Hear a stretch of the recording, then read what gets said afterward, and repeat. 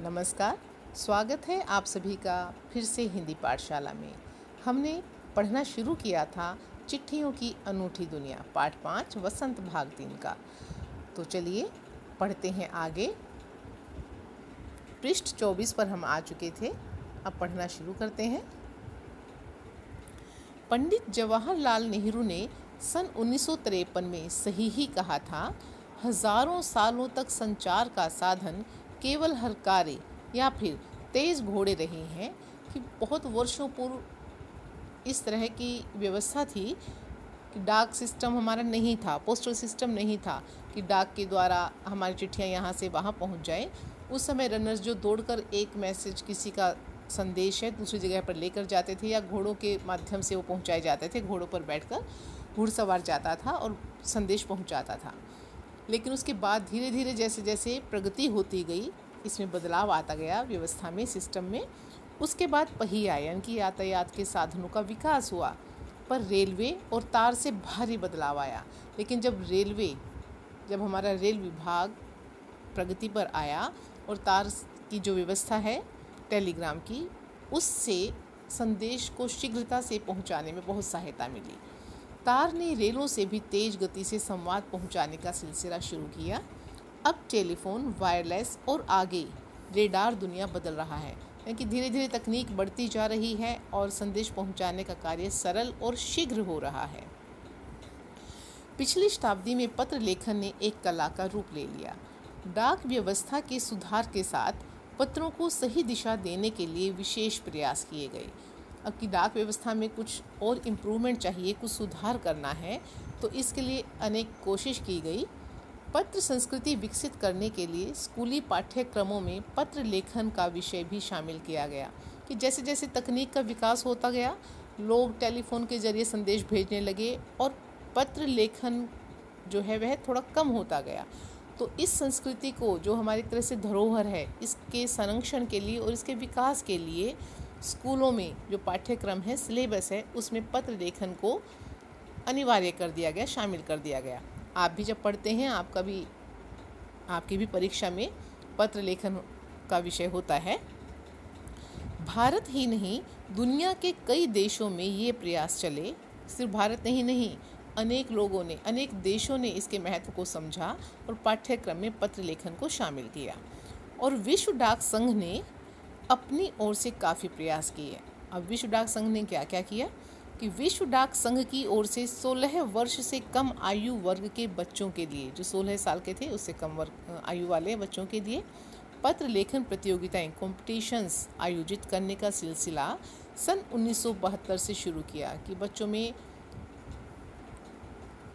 पत्र लेखन के लिए, जागरूकता के लिए, उत्साह जगाने के लिए प्रतियोगिताएं शुरू कराई, ताकि बच्चे उत्साह से उस कार्य में भाग लें और उस चीज़ को सीखें और महसूस करें कि जो किसी भी पत्र को लिखने पढ़ने से प्राप्त होता है, वह आनंद, उससे बच्चे अनभिज्ञ न रहें। यह कला भी बच्चों तक पहुंचनी चाहिए।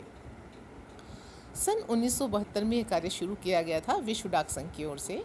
यह सही है कि खास तौर पर बड़े शहरों और महानगरों में संचार साधनों के तेज विकास तथा अन्य कारणों से पत्रों की आवाजाही प्रभावित हुई। ये बात ठीक है कि बड़े बड़े शहरों में और जो महानगर हैं, मेट्रो सिटीज़ हैं, उन सब में संचार साधन उनका तेज़ी से विकास हुआ। और अनेक अन्य कारण भी हैं कि पत्रों की आवाजाही, कि पत्र लिखना और प्राप्त करना, इस चीज़ में कमी आई, क्योंकि तकनीकी विकास होता चला गया, टेक्नोलॉजी थोड़ी हावी होती चली गई। पर देहाती दुनिया आज भी चिट्ठियों से ही चल रही है। जब लेखक ने पाठ लिखा, उस समय गाँवों में तकनीकी विकास की जो दौड़ है इतनी नहीं पहुंची थी, तो वहाँ पर चिट्ठियों का प्रभाव तब भी उतना ही था। वो लोग चिट्ठियों से ही, अपना पत्राचार व्यवहार से ही अपना संदेश पहुंचाते थे। आज के ग्रामीण परिदृश्य में हम देखें तो सबके पास मोबाइल मिलेगा, इंटरनेट, सब कुछ उपलब्ध हो जाता है। जहाँ यह तकनीकी विकास नहीं पहुंच पाया है, वहाँ अभी भी पत्राचार माध्यम से ही संदेशों का लेन देन होता है। तो वहाँ पर ये बना रहा। बड़े बड़े शहरों में कमी आई। फैक्स, ईमेल, टेलीफोन तथा मोबाइल ने चिट्ठियों की तेज़ी को रोका है। कि ये अनेक कारण रहे हैं जिनसे चिट्ठियों की गति पर प्रभाव पड़ा है। पर व्यापारिक डाक की संख्या लगातार बढ़ रही है। जो बिजनेस से संबंधित डाक होती है उसमें पत्रों की संख्या बढ़ती जा रही है।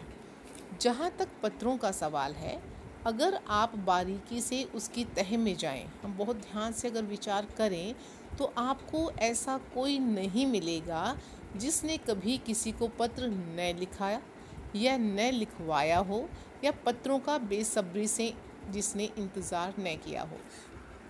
चाहे आप भी हैं चाहे हम हैं, हर किसी ने पत्र लिखा है, चाहे वह पाठ्यक्रम से संबंधित है, किसी अपने मित्र को लिखा है, या किसी अपने अफसर को भी लिखा है। चाहे व्यापारिक भी हो सकता है कि बिजनेस के सिलसिले में भी लिखा जा सकता है, और व्यक्तिगत रूप से भी लिखा जा सकता है, सरकारी कामकाज में इसका प्रयोग होता है।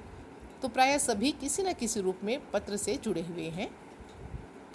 हमारे सैनिक तो पत्रों का जिस उत्सुकता से इंतज़ार करते हैं उसकी कोई मिसाल ही नहीं। मोबाइल से पहले जो हमारे फौजी हैं अपने घर परिवार से चिट्ठी आने का बेसब्री से इंतज़ार करते थे। वो आपने अनेक मूवीज़ भी देखी होंगी, फिल्मों में भी देखा है कि चिट्ठी का इंतज़ार करते हैं और चिट्ठी मिलने पर वो किस उत्साह से भर उठते हैं, कितनी खुशी में झूम उठते हैं।